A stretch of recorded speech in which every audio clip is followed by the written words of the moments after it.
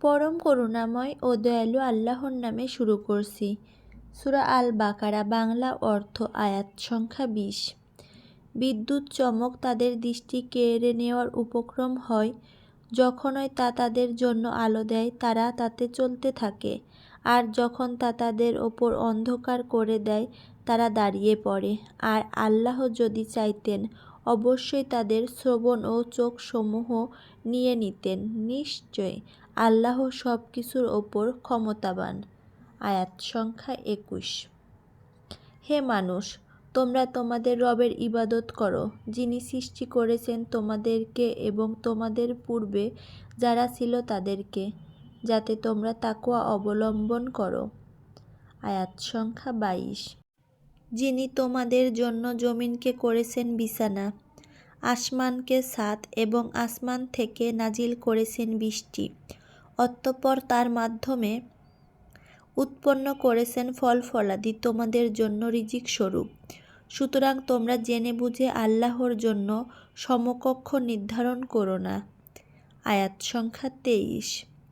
আর আমি আমার বান্দার ওপর যা নাজিল করেছি, যদি তোমরা সে সম্পর্কে সন্দেহে থাকো, তবে তোমরা তার মতো একটি সূরা নিয়ে আসো এবং আল্লাহ ছাড়া তোমাদের সাক্ষী সমূহকে ডাকো, যদি তোমরা সত্যবাদী হও। আয়াত সংখ্যা 24।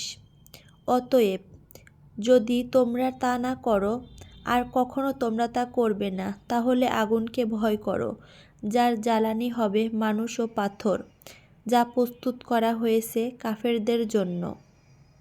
আয়াত সংখ্যা 25। যারা ঈমান এনেছে এবং নেক কাজ করেছে, তুমি তাদেরকে সুসংবাদ দাও যে তাদের জন্য রয়েছে জান্নাতসমূহ, যার তলদেশ দিয়ে প্রবাহিত হবে নদীসমূহ। যখনই তাদেরকে জান্নাত থেকে কোনো ফল খেতে দেওয়া হবে, তারা বলবে, এটাই তো পূর্বে আমাদেরকে খেতে দেওয়া হয়েছিল। আর তাদেরকে তা দেওয়া হবে সাদৃশ্যপূর্ণ করে, এবং তাদের জন্য তাতে থাকবে পবিত্র স্ত্রীগণ, এবং তারা সেখানে হবে স্থায়ী। আয়াত সংখ্যা 26। নিশ্চয় আল্লাহ মশা কিংবা তার চেয়েও ছোট কিছুর উপমা দিতে লজ্জা করেন না। সুতরাং যারা ঈমান এনেছে তারা জানে, নিশ্চয় তা তাদের রবের পক্ষ থেকে সত্য। আর যারা কুফরি করেছে তারা বলে, আল্লাহ এর মাধ্যমে উপমা দিয়ে কি চেয়েছেন?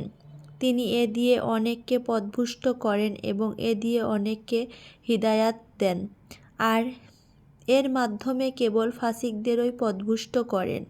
আয়াত সংখ্যা 27। যারা আল্লাহর দৃঢ়কৃত অঙ্গীকার ভঙ্গ করে এবং আল্লাহ যা জোড়া লাগানোর নির্দেশ দিয়েছেন তা ছিন্ন করে এবং জমিনে ফাসাদ করে, তারাই ক্ষতিগ্রস্ত। আয়াত সংখ্যা 28। কিভাবে তোমরা আল্লাহর সাথে কুফরি করছো, অথচ তোমরা ছিলে মৃত, অতঃপর তিনি তোমাদেরকে জীবিত করেছেন, এরপর তিনি তোমাদেরকে মৃত্যু দেবেন, অতঃপর জীবিত করবেন, এরপর তারই নিকট তোমাদেরকে ফিরিয়ে নেওয়া হবে। আয়াত সংখ্যা 29। তিনি জমিনে যা আছে সব তোমাদের জন্য সৃষ্টি করেছেন, তারপর আসমানের প্রতি খেয়াল করলেন এবং তাকে 7 আসমানের সুবিন্যস্ত করলেন, আর সব কিছু সম্পর্কে তিনি সম্যক জ্ঞাত। আয়াত সংখ্যা 30। আর স্মরণ করো যখন তোমার রব ফেরেশতাদেরকে বললেন, নিশ্চয় আমি জমিনে একজন খলিফা সৃষ্টি করছি। তারা বলল, আপনি কি সেখানে এমন কাউকে সৃষ্টি করবেন যে তাতে ফাসাদ করবে এবং রক্ত প্রবাহিত করবে? আর আমরা তো আপনার প্রশংসায় তাসবিহ পাঠ করছি এবং আপনার পবিত্রতা ঘোষণা করছি। তিনি বললেন, নিশ্চয় আমি জানি যা তোমরা জানো না। আয়াত সংখ্যা 31। আর তিনি আদমকে নামসমূহ সব শিক্ষা দিলেন, তারপর তা ফেরেশতাদের সামনে উপস্থাপন করলেন। সুতরাং বললেন, তোমরা আমাকে এগুলোর নাম জানাও, যদি তোমরা সত্যবাদী হও। আয়াত সংখ্যা 32। তারা বলল, আপনি পবিত্র, মহান, আপনি আমাদেরকে যা শিখিয়েছেন তা ছাড়া আমাদের কোনো জ্ঞান নেই। নিশ্চয় আপনি সর্বজ্ঞ, প্রজ্ঞাময়। আয়াত সংখ্যা 33। তিনি বললেন, হে আদম, এগুলোর নাম তাদেরকে জানাও। অতঃপর যখন সে এগুলোর নাম তাদেরকে জানালো, তিনি বললেন, আমি কি তোমাদেরকে বলিনি? নিশ্চয় আমি আসমানসমূহ ও জমিনের গায়েব জানি এবং জানি যা তোমরা প্রকাশ করো এবং যা তোমরা গোপন করতে। আয়াত সংখ্যা 34। আর যখন আমি ফেরেশতাদেরকে বললাম, তোমরা আদমকে সেজদা করো, তখন তারা সেজদা করল ইবলীস ছাড়া। সে অস্বীকার করল এবং অহংকার করল, আর সে হলো কাফেরদের অন্তর্ভুক্ত।